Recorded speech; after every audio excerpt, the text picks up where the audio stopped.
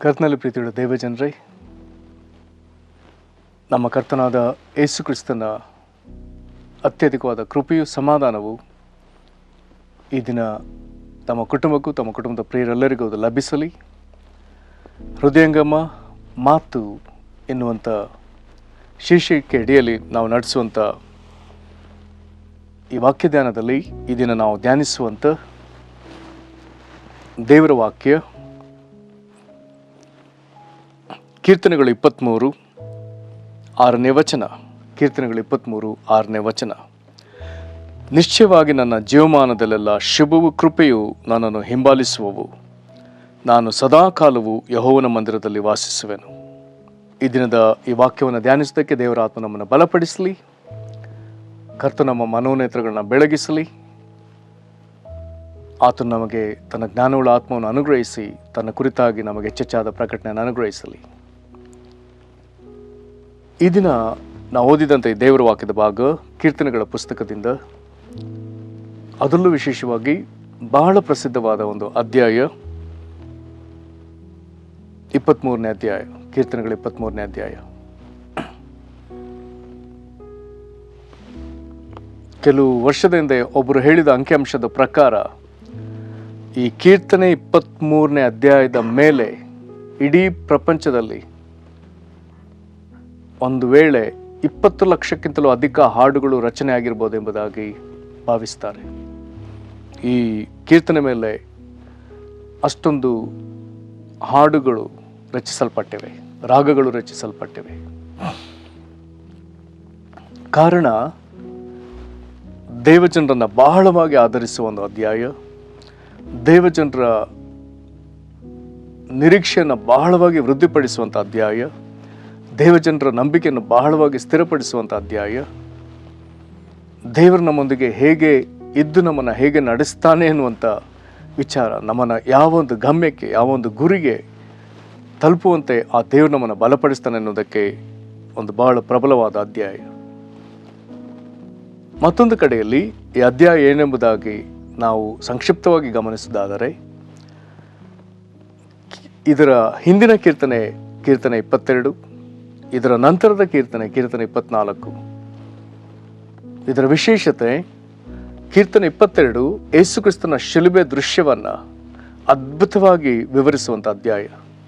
ಏಷಾಯ 53 ಏಷಾಯನು ಯೇಸು ಕ್ರಿಸ್ತನ ಶಿಲುಬೆ ಚಿತ್ರಣವನ್ನು ಅದರಲ್ಲಿ ನಾನಾ ಕಾರ್ಯಗಳನ್ನು ನಮ್ಮ ಮುಂದೆ ತರ್ತಾನೆ. ಅದೇ ವಿಧದಲ್ಲಿ ಮತ್ತೊಂದು ಶಿಲುಬೆಯ ನಿರ್ದಿಷ್ಟವಾದ ದೃಶ್ಯಗಳನ್ನು ಅರಸನಾದ ದಾವೀದನು ಪ್ರವಾದಿಯಾಗಿದ್ದು ಕ್ರಿಸ್ತನಿಗೆ ಸಂಭವಿಸುವಂಥ, ಶಿಲುಬೆಯಲ್ಲಿ ಸಂಭವಿಸುವಂಥ ಎಲ್ಲ ವಿಧವಾದ ಶಿಕ್ಷೆ, ಶ್ರಮೆ, ವೇದನೆ, ಬಾಧೆಗಳನ್ನು ಆತನು 22ನೇ ಅಧ್ಯಾಯದಲ್ಲಿ ಆತನು ಬರೆದಿದ್ದಾನೆ ಅಥವಾ ಪ್ರವಾದಿಸಿದ್ದಾನೆ.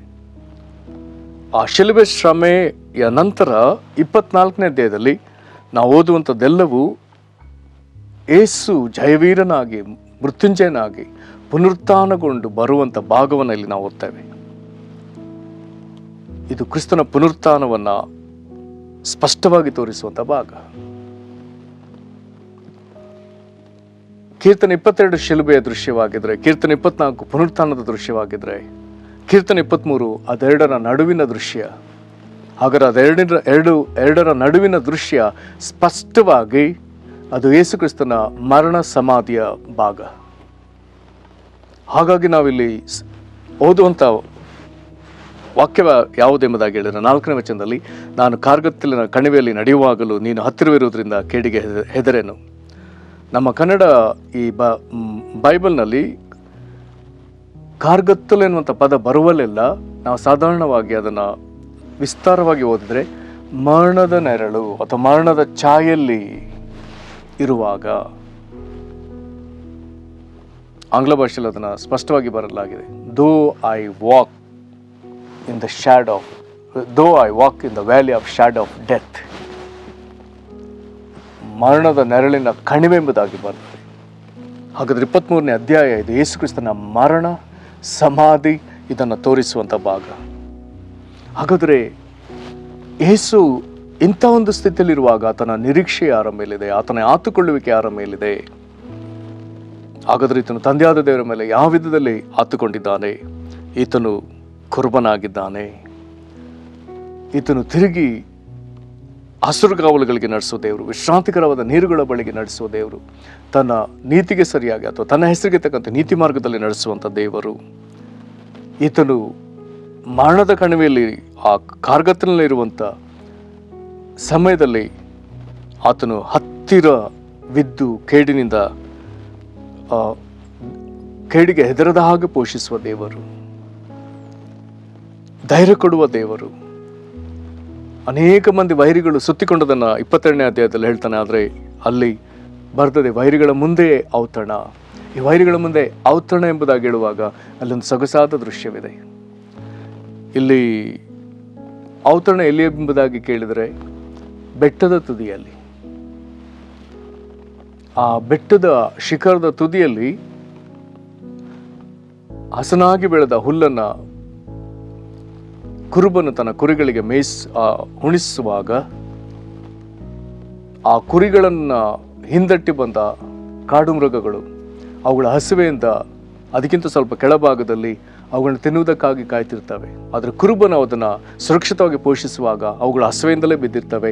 ಇವುಗಳು ಹಸನಾದ ಹುಲ್ಲನ್ನು ತಿಂದು ಅವುಗಳು ಕ್ಷೇಮದಿಂದಿರ್ತವೆ. ಜೊತೆಗೆ ತಲೆಗೆ ತೈಲ, ಅಭಿಷೇಕ ತೈಲವನ್ನು ಕೊಡುವಂಥ ದೇವರು. ಹಾಗಾಗಿ ಅಲ್ಲಿ ಬರ್ತದೆ, ನನ್ನ ಪಾತ್ರೆ ತುಂಬಿ ಹೊರಸೂಸುತ್ತದೆ. ಮಹಿಮಾ ಪದವಿಯನ್ನೇರಿದ ಯೇಸುವಿನ ಕುರಿತಾಗಿ ಕೀರ್ತನೆಗಾರನು ಮತ್ತು ಇಬ್ರೇ ಗ್ರಂಥಕರ್ತನು ಬರೆಯುವಾಗ ಆತನು ಪರಮಾನಂದ ತೈಲದಿಂದ ಆತನನ್ನು ಅಭಿಷೇಕಿಸಿದ. ಕೀರ್ತನೆ ಇನ್ನೊಂದು ಭಾಗದಲ್ಲಿ ಮಹಾಯಾಜಕನ ಕುರಿತು ಬರೆಯುವಾಗ ಆರೋನನ ತಲೆಯ ಮೇಲೆ ಸುರಿಸಲ್ಪಟ್ಟ ಆ ತೈಲ ಆತನ ಗಡ್ಡಗಳವರೆಗೂ ಅಥವಾ ಅಂಗಿಯವರೆಗೂ, ಅದನ್ನು ಇನ್ನೂ ಒಂದೊಳ್ಳೆ ವಿಸ್ತಾರವಾಗಿ ನಾವು ಯೋಚಿಸಿದಾದರೆ ತಲೆ ಮೇಲೆ ಸುರಿಸಲ್ಪಟ್ಟ ಪರಮಾನಂದ ತೈಲ, ದೇವರ ವಾಕ್ಯ ಹೇಳುವಾಗೆ ದುಃಖವಿದ್ದಲ್ಲಿ ಆನಂದ ತೈಲ, ಅದು ಕ್ರಿಸ್ತನ ಮೇಲಿರುವ ಪರಮಾನಂದ ತೈಲ ಕ್ರಿಸ್ತನ ಸಭೆಗೆ ದೇಹ ಅಂಗಗಳಾಗಿರೋ ನಮ್ಮ ಮೇಲೆ ಅದು ಆನಂದ ತೈಲವಾಗಿ ಸುರಿತದಲ್ಲ, ಆತನಿಂದ ಅದು ತುಂಬಿ ಹೊರಸೂಸ್ತದಲ್ಲ. ಓ ದೇವರಿಗೆ ಸ್ತೋತ್ರ. ಹೀಗೆಲ್ಲ ಆಗುವಾಗ ನಿರೀಕ್ಷೆಯ ವಿಚಾರ, ಇನ್ನೂ ನಿರೀಕ್ಷೆಯ ವಿಚಾರ, ನಿಶ್ಚಯವಾಗಿ ನನ್ನ ಜೀವಮಾನದಲ್ಲ ಶುಭ ಕೃಪೆಯು, ದೇವರ ಕನಿಕರ, ದೇವರ ನಾನಾ ಶುಭಗಳು ಹಿಂಬಾಲಿಸ್ತದೆ. ಇಲ್ಲಿ ಆರಂಭದ ವಚನ ಹೇಳ್ತದೆ, ಯೆಹೋವನು ನನಗೆ ಕುರುಬನು. ನಮ್ಮ ಮುಂದಾಗಿ ಕುರುಬನು ಹೋಗುವಾಗ, ಆತನನ್ನು ಹಿಂಬಾಲಿಸಿ ನಾವು ಹೋಗುವಾಗ ನಮ್ಮ ಹಿಂದೆ ನಾನಾ ಶುಭಗಳು ಹಿಂಬಾಲಿಸ್ತವೆ. ಒಂದು ವೇಳೆ ಉದಾಹರಣೆಗಳಾದರೆ, ಒಂದು ಟ್ರೈನ್ನ ಇಂಜಿನ್, ರೈಲ್ವೆ ಇಂಜಿನ್ ಮುಂದೆ ಹೋಗೋದಾದರೆ, ಅದರ ಹಿಂದೆಯೇ ಪ್ಯಾಸೆಂಜರ್ ಒಂದು ಬೋಗಿ ಇರೋದಾದರೆ, ಅದರ ಹಿಂದೆಯೇ ಗೂಡ್ಸ್ ಬೋಗಿಗಳಿರೋದಾದರೆ, ಇಂಜಿನ್ ಮುಂದೆ ಹೋಗುವ ರೀತಿಯಲ್ಲಿ ನಮ್ಮ ಕುರುಬನು ಮುಂದೆ ಹೋಗ್ತಿದ್ದಾನೆ. ಪ್ಯಾಸೆಂಜರ್ ಬೋಗಿಯಲ್ಲಿ ಹೋಗುವ ಹಾಗೆ ಆತನ ಹಿಂದೆ ನಾವಿದ್ದೇವೆ. ನಮ್ಮ ಹಿಂದೆ ಗೂಡ್ಸ್ ವ್ಯಾಗನ್ನಲ್ಲಿ ಅನೇಕ ನಾನಾ ಆಶೀರ್ವಾದಗಳು ಹಿಂಬಾಲಿಸುವಂತೆ ಆ ಕುರುಬನ ಹಿಂಬಾಲಿಸುವ ನನ್ನ ಹಿಂದೆ ನಾನಾ ಶುಭಗಳು ಹಿಂಬಾಲಿಸ್ತದೆ. ಆತನ ಕನಿಕರವೆಲ್ಲವೂ ಹಿಂಬಾಲಿಸ್ತದೆ ಎಂಬುದಾಗಿ ಇಲ್ಲಿ ಬರ್ತದೆ. ಅಂತ್ಯದ ಸಂಗತಿ ಏನೆಂಬುದಾಗಿ ಕೇಳಿದ್ರೆ, ಇದು ಅಂತ್ಯದ ಸಂಗತಿ ಎಂಬುದಾಗಿ ಹೇಳಿದ್ರು, ನಿತ್ಯತ್ವದ ಸಂಗತಿ. ನಾನು ಸದಾಕಾಲವು ಯೆಹೋವನ ಮಂದಿರದಲ್ಲಿ ವಾಸಿಸುವೆನು. ಕಲ್ವಾರಿ ಶಿಲುಬೆಯಲ್ಲಿ ತನ್ನನ್ನು ಒಪ್ಪಿಸಿಕೊಟ್ಟ ಯೇಸು ಮರಣದ ತನಕ ಹೋದರೂ ಮುಂದೆ ಆತನನ್ನು ದೇವರು ಸದಾಕಾಲ ಆತನ ಪ್ರಸನ್ನತೆಯಲ್ಲಿ ಜೀವದಿಂದಿರುವಂತೆ ಆತನನ್ನು ಪುನರುತ್ಥಾನಗೊಳಿಸಿ ಮಹಿಮೆಯಲ್ಲಿ ಸೇರಿಸ್ತಾನೆ.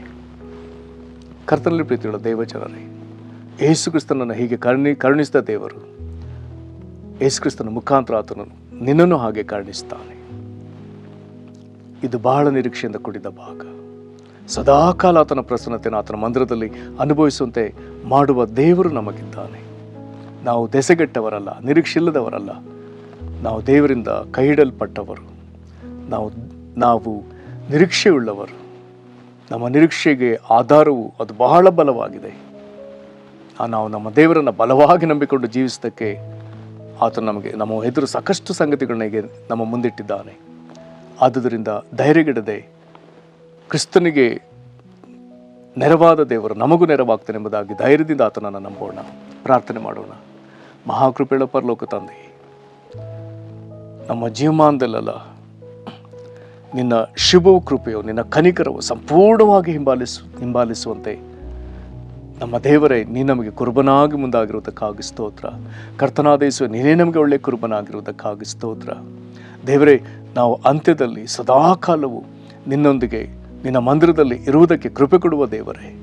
ಕರ್ತನೆ, ನಾವು ಈ ಲೋಕದಲ್ಲಿ ದೆಸೆಗೆಟ್ಟವರಲ್ಲ, ನಿರೀಕ್ಷೆ ಇಲ್ಲದವರಲ್ಲ. ನಾವು ಕರ್ತನೆ ನಿಜವಾದ ನಿರೀಕ್ಷೆಯುಳ್ಳವರು.